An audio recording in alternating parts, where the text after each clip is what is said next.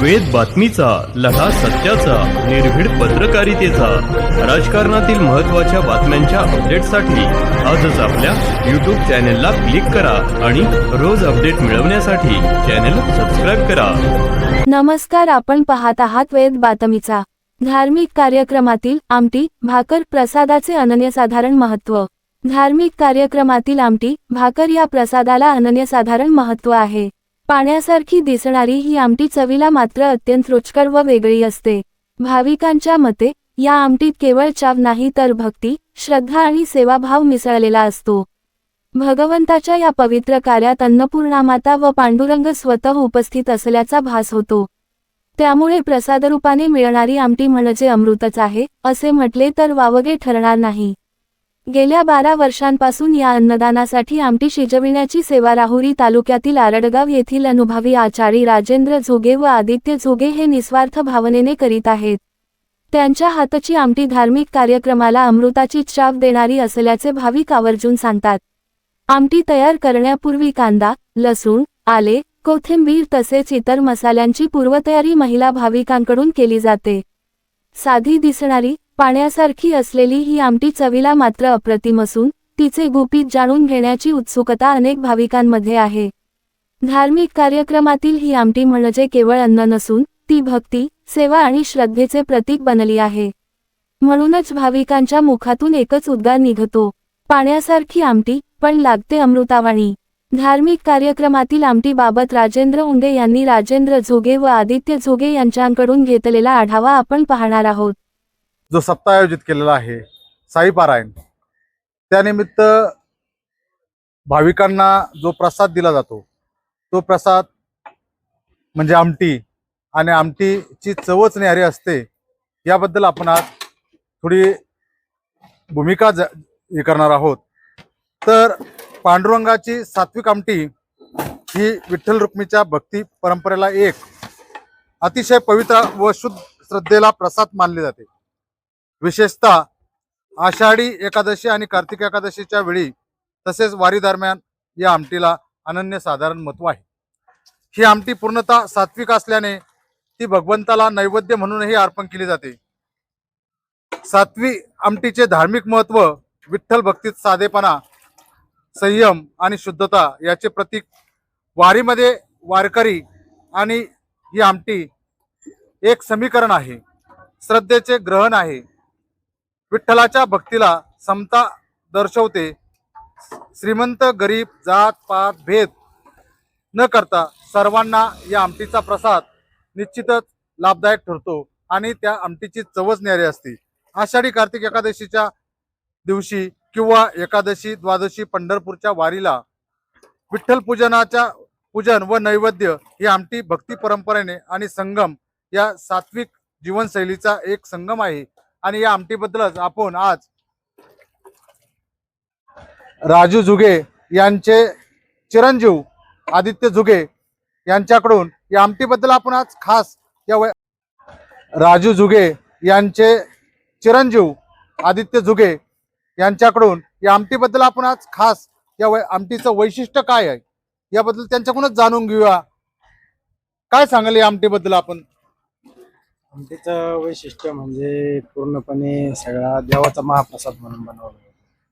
हा महाप्रसाद किती पातळ असो किंवा घट असो याच्यात पूर्ण टेस्ट उतरलेली राहते. त्याला टेस्ट टाकण्याची किंवा मग दुसरे काही एक्स्ट्रा मसाले वापरण्याची गरज पडत नाही.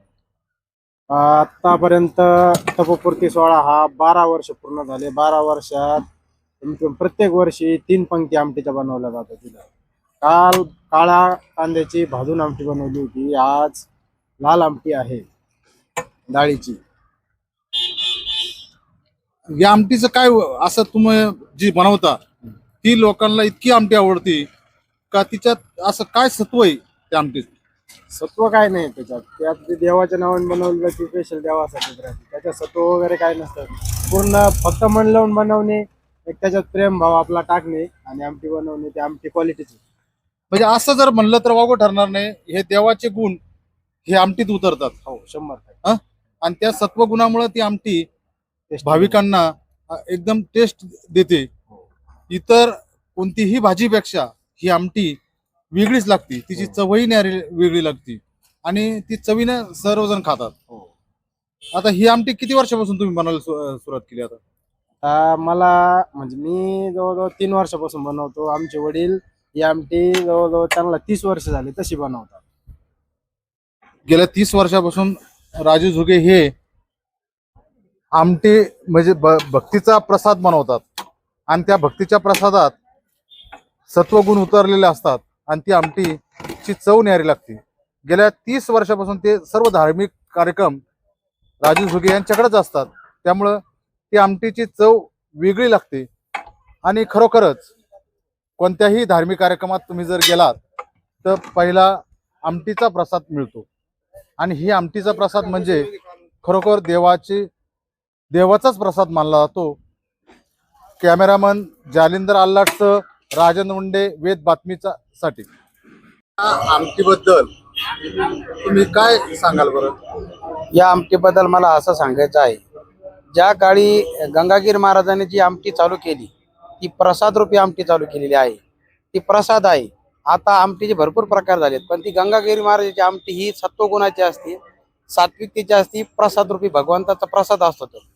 तो आमटीची चव एकदम वेगळ्या प्रकारे असते, तिची चव न्यारी असते.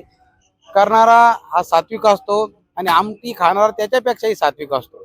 तर ही गंगागीर महाराजांनी चालू केलेली आमटी, महंत उद्धवजी महाराज मंडलिक यांनी सुद्धा चालू केली आमटी आणि साई प्रतिष्ठान त्या ठिकाणी ही आमटी झालेली आहे. या ठिकाणी खूप खूप धन्यवाद. आम्हाला या ठिकाणी बोलण्याची संधी दिली त्याबद्दल. आमटीकडे जर पाहिलं तर प्युअर पाण्यासारखी आमटी दिसते, जरी जी तरीही तिचा सत्वगुण ज्यावेळेस माणूस खातो त्यावेळेस तिचं सत्वगुण इतकं चांगलं लागतं. जी आमटी आपण तयार करतो ती पाण्यासारखी जरी दिसत असली पण तिच्यातले सत्वगुण हे भगवंत रूपी उतरलेले असतात. आणि त्यामध्ये ज्या टायमाला बाजरीची भाकर असेल, चपाती असेल, ज्वारीची भाकर असेल, लोणचं असेल, चटणी असेल, याचा एक संगम होतो आणि खूप सुंदर अशी आमटी त्या ठिकाणी चव तयार होते. म्हणून या आमटीची चव खूप न्यारी आहे असं मला वाटतं. मुळात आपल्या धार्मिक सोहळ्यांमध्ये महाप्रसादाला खूप महत्त्व आहे आणि त्यातही या महाप्रसादात आपल्या महाराष्ट्रामध्ये आमटी या महाप्रसादाचं एक अनन्यसाधारण महत्त्व आहे. अनेक जुन्या काळापासून, शेकडो वर्षापासून, पूर्वीच्या काळी फार मोठी पक्वान्न बनवण्याची परिस्थिती नव्हती आणि तशी सोयही नव्हती. त्या काळात काय केलं जायचं की घराघरातून भाकरी एकत्र करायची आणि आमटी मंदिराजवळ बनवायची. पण ही आमटी बनवत असताना मुळात हा प्रसाद फक्त वस्तूनी चांगला होत नाही, तो भावनेने चांगला होतो. त्यामध्ये डाळ असेल, अन्य मसाल्याचे पदार्थ असतील, ते सगळे एकत्र करून ज्या वेळेला भावभक्तीचा हा काला एकत्र केला जातो त्यावेळेला तो खऱ्या अर्थानं रुचकर होत असतो. आणि म्हणून आमटी भाकरी महाप्रसादाचं महत्व यासाठी आहे की प्रत्येक घरातून भाकरी येते आणि प्रत्येक घरातून आलेल्या भाकरीमुळे त्या भावनेनं तो आमटीचा प्रसादही गोड होतो आणि सर्वांच्या सहभागातून एकत्रीकरणाचा हा काला प्रसाद एकत्र घेतला जातो. त्यामुळे आमटी प्रसादाचं हे एक अनन्यसाधारण महत्व आहे.